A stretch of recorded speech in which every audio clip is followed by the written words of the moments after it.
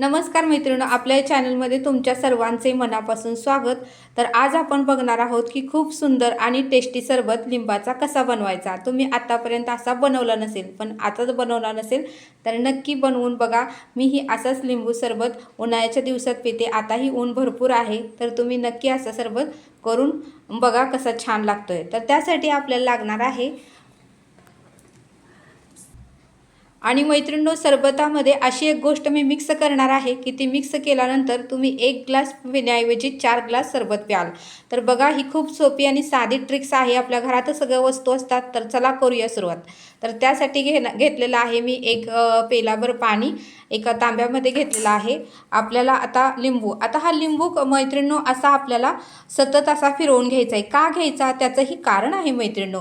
का तर लिंबू आपण ज्यावेळेस विकत आणतो किंवा झाडाचा काढतो त्यावेळेस लगेचच आपण कट केला की रस जास्त निघत नाही, पण आपण जर फिरवून एकसारखं त्याला केलं तर तो लगेचच रस भरपूर मिळतो। की जेणेकरून आपण ज्यावेळेस आंब्याचा रस करतो, आंबे कसं आपण अगोदर हे करतो, मऊसूद करून घेतो, मग रस छान निघतो, तसंच आपल्याला लिंबाचं करून घ्यायचं आहे। तर बघा, अशा पद्धतीने मी लिंबू पूर्णपणे गाळणीनं त्या तांब्यामध्ये घातलेला आहे रस। अशा पद्धतीने तुम्हीही तुमच्या घरामध्ये लिंबू असेल तर कट करा आणि अशा पद्धतीने सरबत मैत्रिणींनो नक्की करून बघा। तुमच्या घरात जर पाहुणे आले असतील तर त्यांनाही असा सरबत नक्की करून द्या। तेही तुम्हाला लिंबूचा सरबत कसा बनवला ह्याची रेसिपी नक्कीच विचारतील।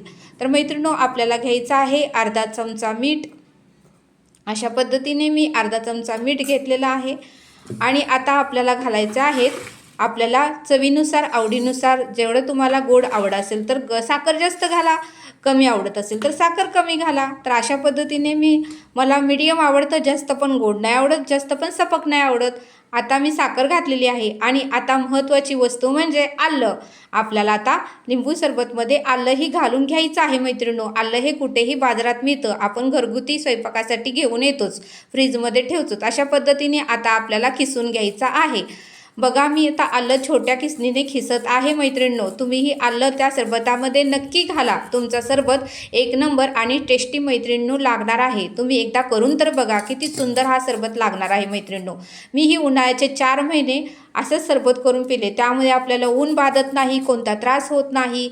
आपलं जे कॅल्शियम असतं किंवा आपलं शरीरामध्ये जे पाण्याचा शोष कमी झालेला असतो, त्याचं सर्व काही प्रॉब्लेम्स सॉल्व होतात हा लिंबू सरबत पिल्यामुळे। म्हणजे घशाला कोरड पडते किंवा आपल्याला जो त्रास होतो उन्हाळ्यामध्ये, हा सरबत पिल्यामुळे कोणत्याही प्रकारच्या उन्हाळ्याचा तुम्हाला त्रास होणार नाही, मुळव्याचा त्रास होणार नाही। असं सरबत तुम्ही नक्की करून बघा मैत्रिणींनो, खूप टेस्टी आणि सुंदर हा सरबत लागतो।